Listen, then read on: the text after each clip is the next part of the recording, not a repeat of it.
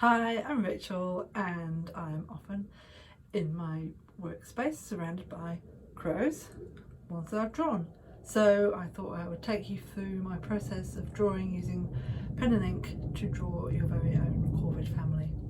Hope you enjoy.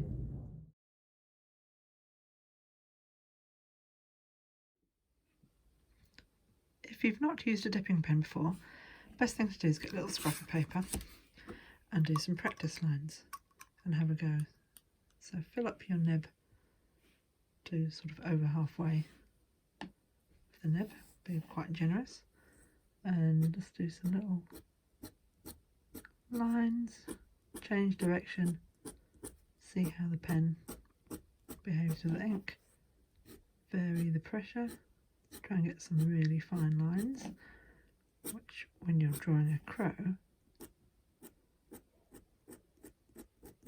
help with the feathers to get some texture in there. Do some cross hatching, see what happens to the weight of the ink on the paper when you do that. Some more ink. Do some lines and kind of push a bit harder on the nib so it separates slightly and you get a nice thick line.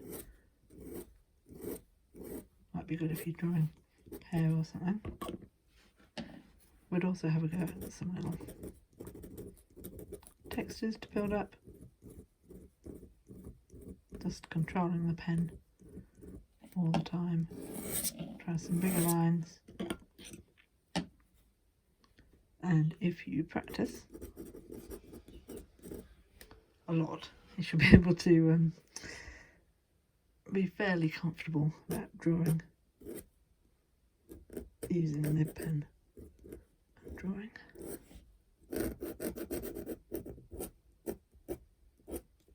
Crows, probably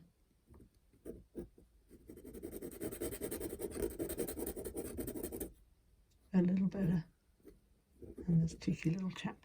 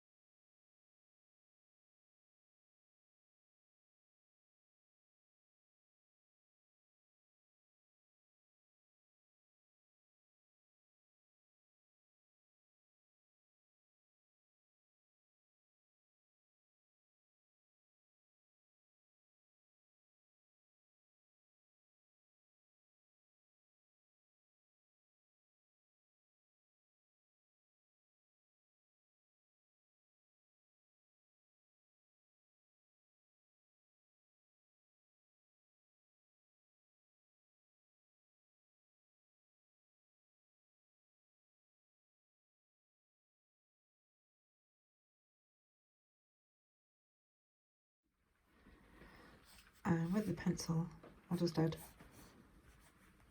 just enough details, enough reference points to get on with the ink drawing.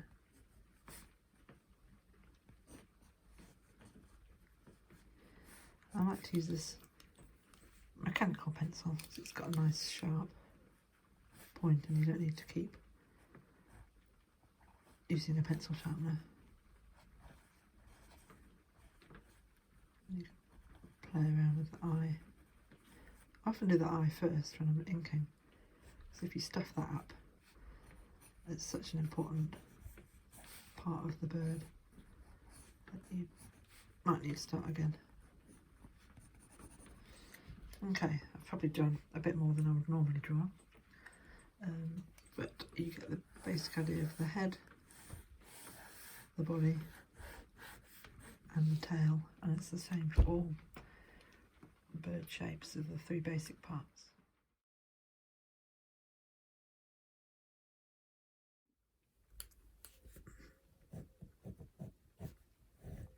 Just a few more adjustments.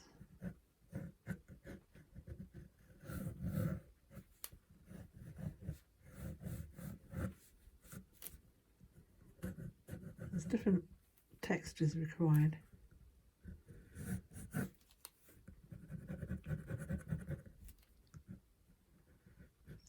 parts of the bird.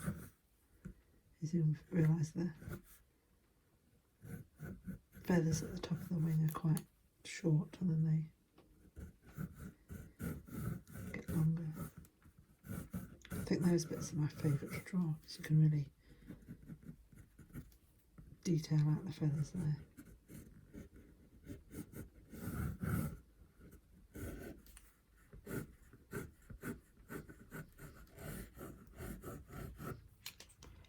And have fun with the textures when you get to drawing with the ink.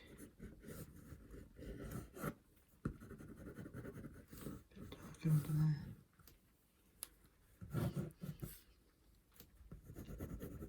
Nice fluffy undercarriage. Okay, right, definitely doing some ink now. So let's just get some lines going. I'm using black ink. I have got some blue there. Get that sort of nice petrol blue colour of crows.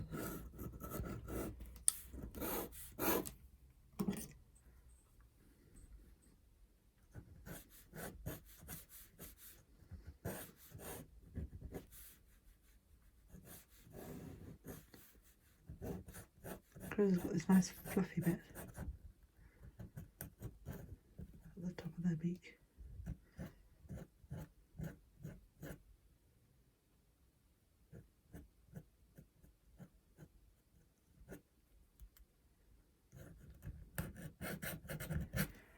So we'll start off with the eye.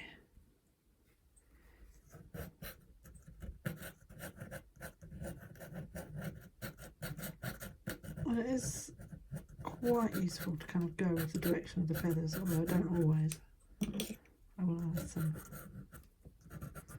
some sort of cross-hatching, particularly to build up the darker black areas.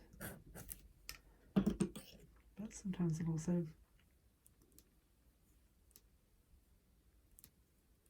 draw in a bit of the background, just to push forward the body of the crow.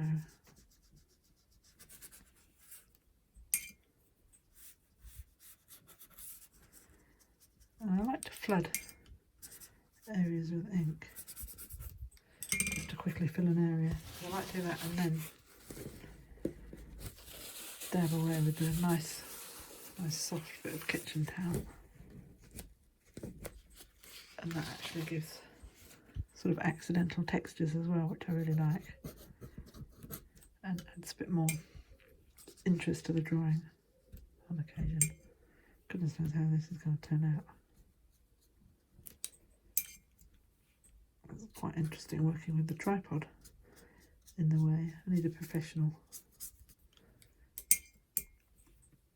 setup, not a tripod stuck to the table with a bit of gaffer tape, which is what we've got here. I'm just quickly filling up that area, not making it dark. We'll just continue to build up that image.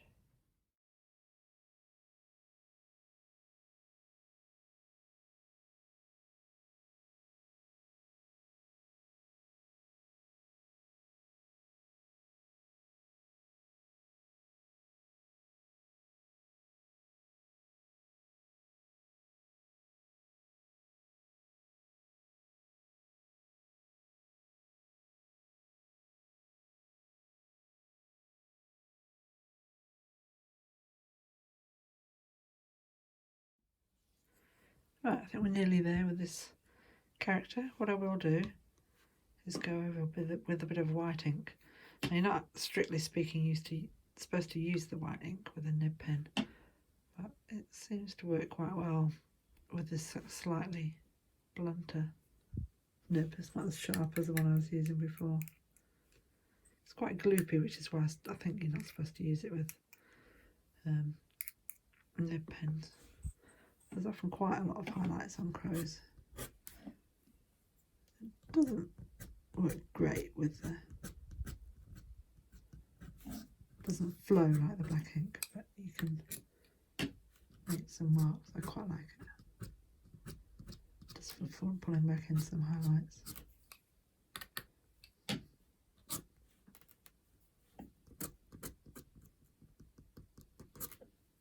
Some spots. So the occasionally it'll flood onto the page, but you can just wait for it to dry and come back later. Sometimes I use it with a brush. Take that back a little bit with my trusty kitchen towel. And just continue to play around with that.